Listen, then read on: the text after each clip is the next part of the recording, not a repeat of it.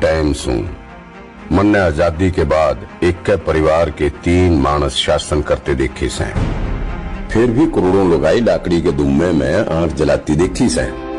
फिर मन ने नरेंद्र मोदी को देखा हर रसोई में LPG गैस पहुंचाते हुए, बहनों की सेहत, समय और जीवन बचाते हुए, और इब तो मैं हर घर में पाइप तक सस्ती गैस पहुंचते देखने लाग रहा सूं और बनते देखने लाग रहा सूं।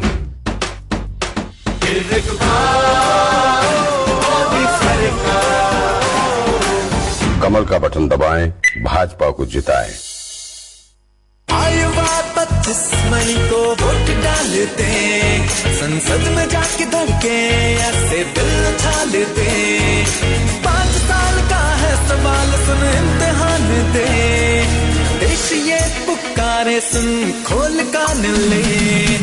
आयु 25 मई को वोट डालते, आयु 25 मई को वोट डालते। तो आइए हम सब युवा एकजुट होकर इस 25 मई वोट देकर अपने देश के भविष्य के लिए दें एक महत्वपूर्ण योगदान। मुख्य चुनाव निर्वाचन अधिकारी हरियाणा द्वारा जनहित में जारी। नमस्कार, ये आकाशवाणी चंडीगढ़ है। अब आप प्रतिका से प्रादेशिक समाचार सुनिए। पहले इस बुलेटिन के मुख्य समाचार। उच्चतम न्यायालय ने 3 नए आपराधिक कानूनों के खिलाफ दायर जनहित याचिका पर विचार करने से इनकार किया। हरियाणा में चुनाव प्रचार तेज हुआ। केंद्रीय गृह मंत्री एवं बीजेपी के वरिष्ठ नेता अमित शाह ने आज हरियाणा के करनाल, हिसार और झज्जर में एक के बाद एक जनसभा को संबोधित किया। उत्तर प्रदेश के मुख्यमंत्री योगी आदित्यनाथ ने कुरुक्षेत्र और कांग्रेस नेता भूपेंद्र सिंह हुड्डा ने बरवाला में चुनाव प्रचार किया। किसानों ने अंबाला के पास शंभू बॉर्डर पर रेल पटरी पर लगाया धरना आज समाप्त कर दिया। और पंजाब व हरियाणा में गर्मी का प्रकोप जारी। सोनीपत में 5वीं तक की कक्षाएं 31 मई तक स्थगित। अब समाचार विस्तार से।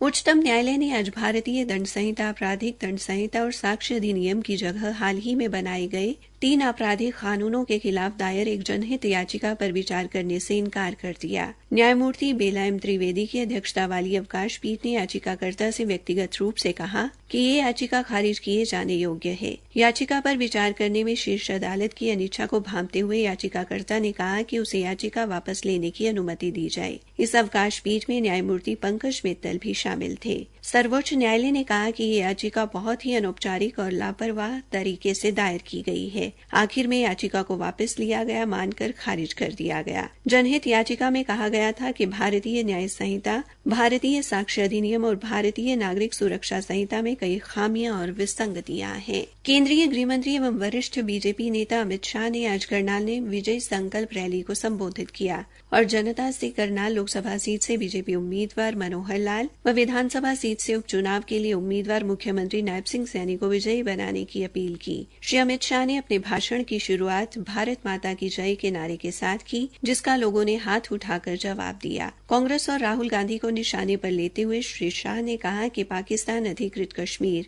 भारत का है और रहेगा, हम इसको लेकर रहेंगे। उन्होंने कहा कि कांग्रेस को राम मंदिर में प्राण प्रतिष्ठा समारोह का निमंत्रण दिया गया, लेकिन एक समुदाय के वोट बैंक के डर से वे लोग नहीं आए। उन्होंने कहा कि कांग्रेस ने सैनिकों की 1 रैंक 1 पेंशन की मांग को लटकाए रखा, जिसे प्रधानमंत्री नरेंद्र मोदी ने पूरा किया। उन्होंने कहा कि आज देशवासी चैन से सो रहे हैं क्योंकि हरियाणा का जवान सीमा पर है। श्री अमित शाह ने हरियाणा के खिलाड़ियों की भी राष्ट्रीय व अंतर्राष्ट्रीय स्पर्धाओं में हमेशा अव्वल रहने के लिए प्रशंसा की। उन्होंने कहा कि पहले मुख्यमंत्री रोहतक या सिरसा का होता था, पहली बार मुख्यमंत्री करनाल का मिला है। उन्होंने कहा कि करनाल की सीट मुख्यमंत्री की थी और चुनाव के बाद भी करनाल की रहेगी। अब श्री मनोहर लाल अपनी सेवाएं दिल्ली में देंगे। उन्होंने हरियाणा में गत 10 वर्षों में हुए विकास कार्यों को भी गिनाया और पूर्व मुख्यमंत्री व करनाल लोकसभा सीट से प्रत्याशी मनोहर लाल की उनके द्वारा किए गए कार्यों के लिए प्रशंसा की। श्री अमित शाह ने कहा कि राहुल गांधी किसानों की बात करते हैं, लेकिन इन्होंने किसान पुत्र जगदीप धनखड़ का अपमान करने का काम किया। किसानों का बजट जो पहले इनकी सरकार में 22,000 करोड़ था, जब मोदी सरकार आई तो इसे 1,22,000 करोड़ कर दिया गया। गृहमंत्री ने कहा कि श्री मनोहर लाल ने प्रदेश में धान खरीद का रिकॉर्ड तोड़ा। उन्होंने 830 लाख टन धान खरीदा। श्री अमित शाह ने आज हिसार और झज्जर में भी जनसभाओं को संबोधित किया और बीजेपी के लिए वोट डालने की अपील की। गृहमंत्री ने हिसार में कांग्रेस पर निशाना साधते हुए कहा, कांग्रेस पार्टी ने अपने शासन के अंदर बोफोर्स का घोटाला किया, हेलीकॉप्टर का घोटाला किया, सेना के जवानों की गाड़ियों का घोटाला किया, हजारों करोड़ के घोटाले कांग्रेस पार्टी। किसानों के लिए भी फर्टिलाइजर का घोटाला, चावल का घोटाला, फूड के स्कैम का घोटाला और खेलों में कॉमनवेल्थ गेम का। ये तीनों क्षेत्र जो हरियाणा को आगे बढ़ाते हैं, तीनों क्षेत्रों में कांग्रेस पार्टी ने अपना घर भरने का काम किया है। उत्तर प्रदेश के मुख्यमंत्री योगी आदित्यनाथ आज कुरुक्षेत्र में विजय संकल्प रैली को संबोधित करने पहुंचे।